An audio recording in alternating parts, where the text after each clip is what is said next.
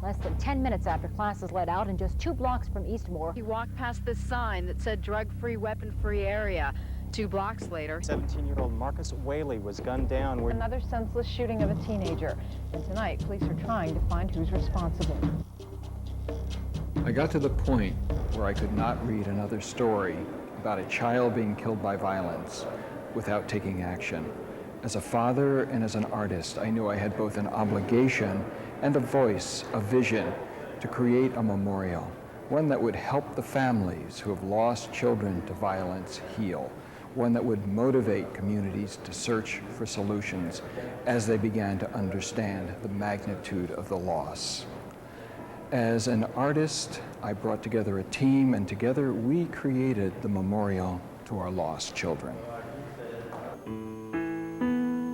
The memorial has been constructed in the form of a broken home, symbolizing the impact violence is having on our families and our communities. 80% of all families that experience the violent death of a child end in separation or divorce. Every 36 minutes in this country, a child is shot by a gun. Every 90 minutes, a child is killed by a gun. The memorial's interactive component is the CD-ROM touchscreen monitor. In it, we see the stories of the children in the voices of the family members and come to know what that loss has meant to the families.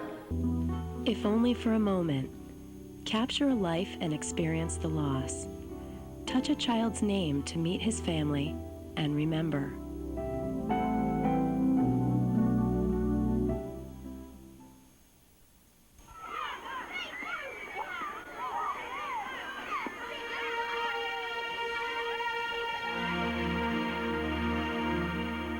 He was born, that was a great thing, and then all of a sudden he's gone, and that basically that void, that hole in your heart never heals, and it's always there. He was just a likable, lovable kid, and he just, you know, he was a friend to everybody. Nobody hated him. You know, he never had really any enemies, and he loved what he did, and when he did something, he did it well. I mean, even pictures or playing with toys or whatever, he did everything the right way. Everybody says, oh, this happens to everybody else. It doesn't happen just to everybody else. It can happen to anybody. You never know when.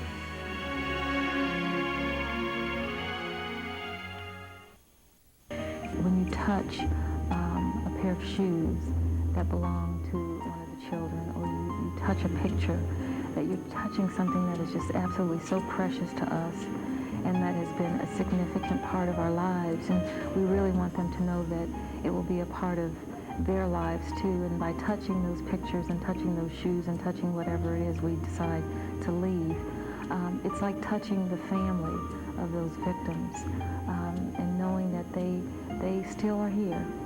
You never want them to be gone.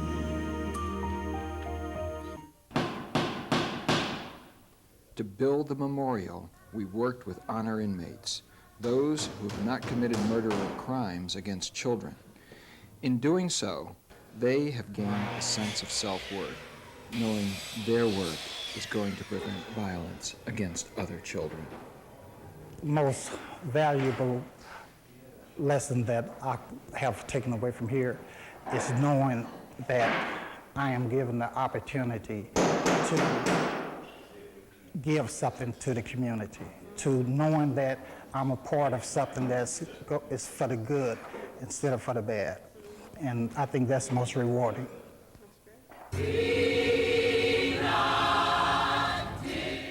With construction complete, the first memorial was dedicated in the Ohio State House.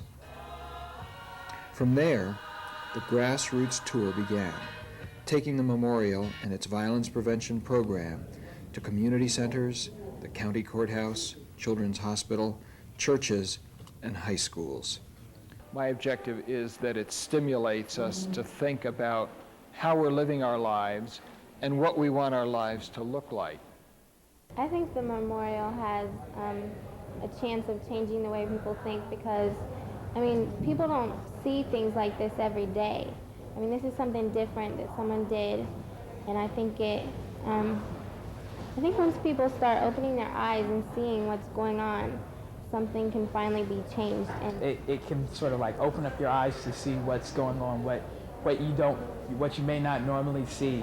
It gives us a way into their minds and their hearts, because this is a good entry into getting them to feeling things instead of, and really feeling things and really thinking about what their behaviors can do.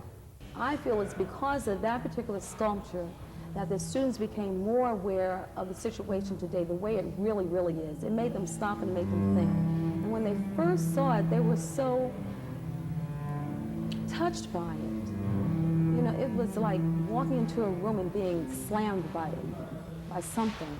They talked about it, and the feedback that I received was that violence is a definite problem in our society today, and they would like to find ways that they can help stop the violence.